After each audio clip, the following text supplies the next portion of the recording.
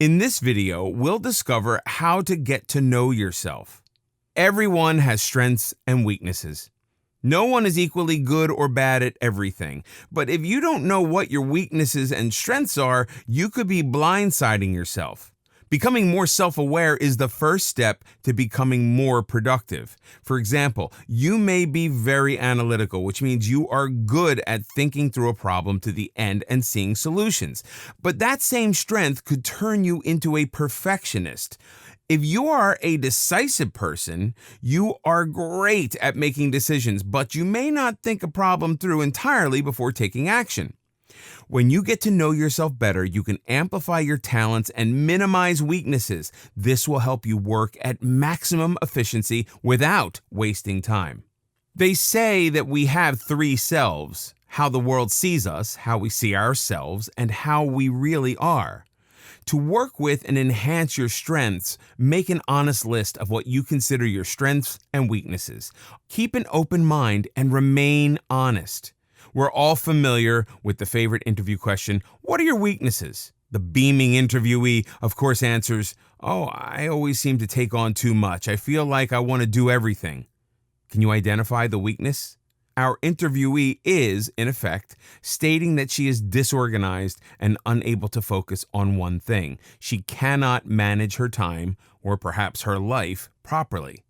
After creating your list of strengths and weaknesses, ask yourself about your general mindset. A mindset is how we view the world. This usually involves pessimism versus optimism. These attitudes eventually shape our goals and determine how much we get done.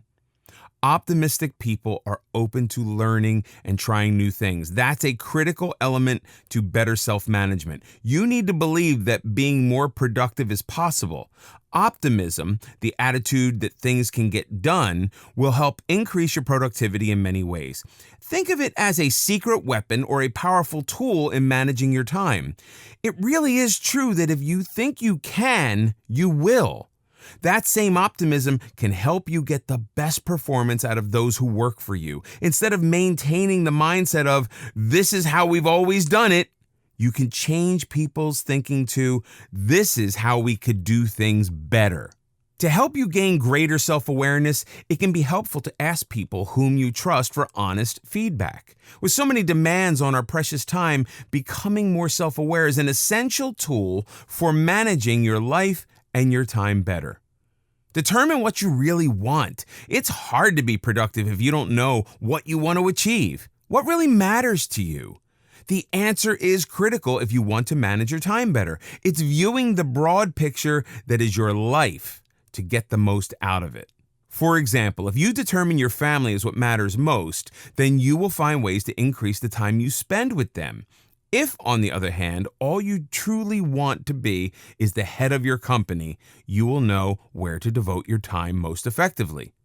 In the bustle of ordinary life, we can easily lose track of what is genuinely important to us. When the rent is due, maybe you forgot how badly you once wanted to be a writer. You spend time worrying, talking to friends, perhaps chugging some beer.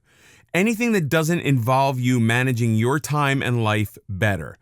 The following exercise can be very helpful. Get a notebook and write down the question. If there were no obstacles, what would I be doing right now? Ask that question several times during the week. Don't think or analyze. Just let your pen flow or fingers move across the keyboard. This is meant to get the blood flowing and provide you with an insight or two. Once you've determined what's important, you can start planning your time accordingly. No more wasting the day on important tasks when the important ones are left behind, neglected, and forgotten. What are your daily habits? We don't mean to get you nervous, but you may be living with a killer. But not to worry, you can take control of the situation.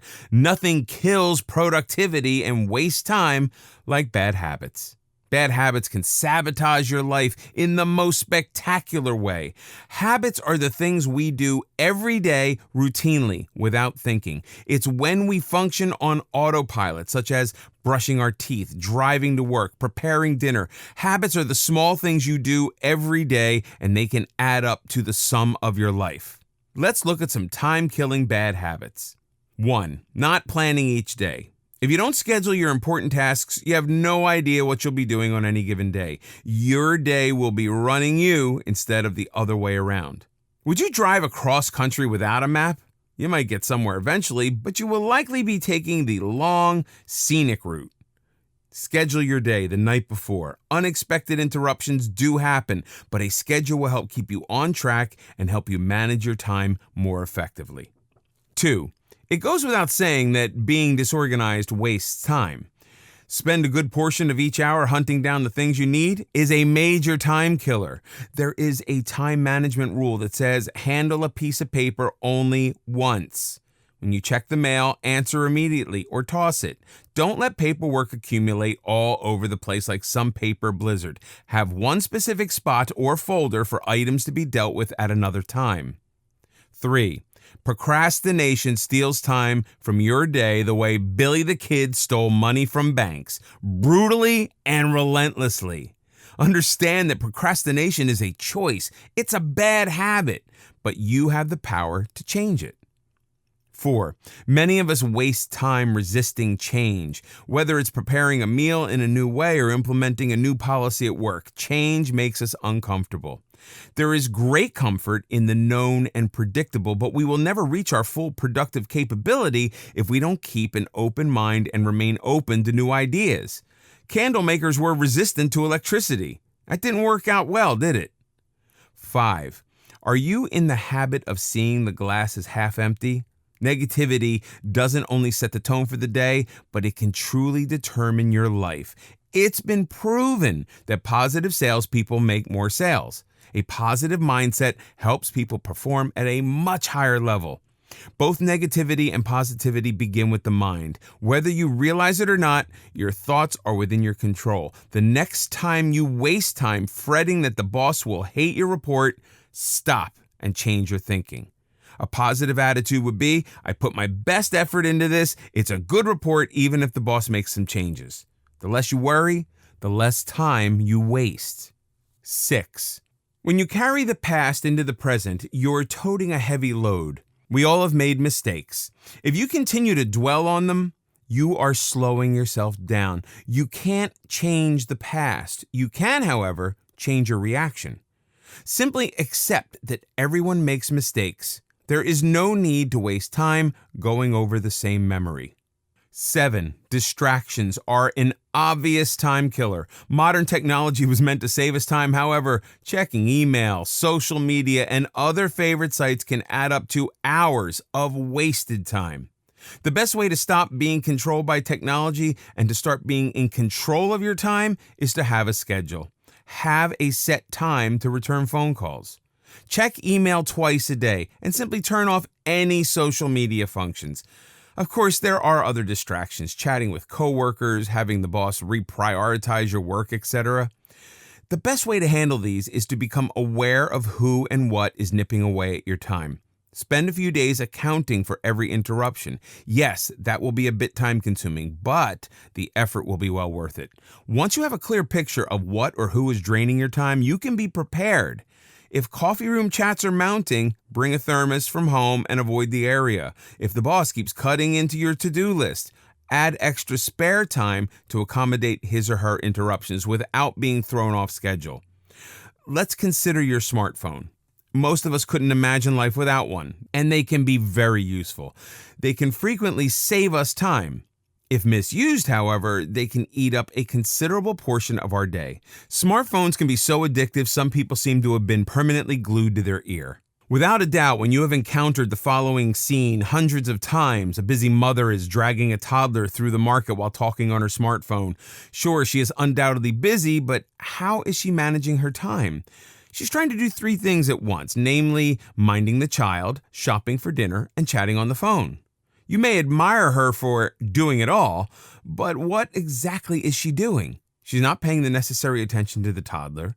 She's shopping while being distracted and will likely forget something, and she's only able to pay partial attention to her phone call and will miss important parts of it.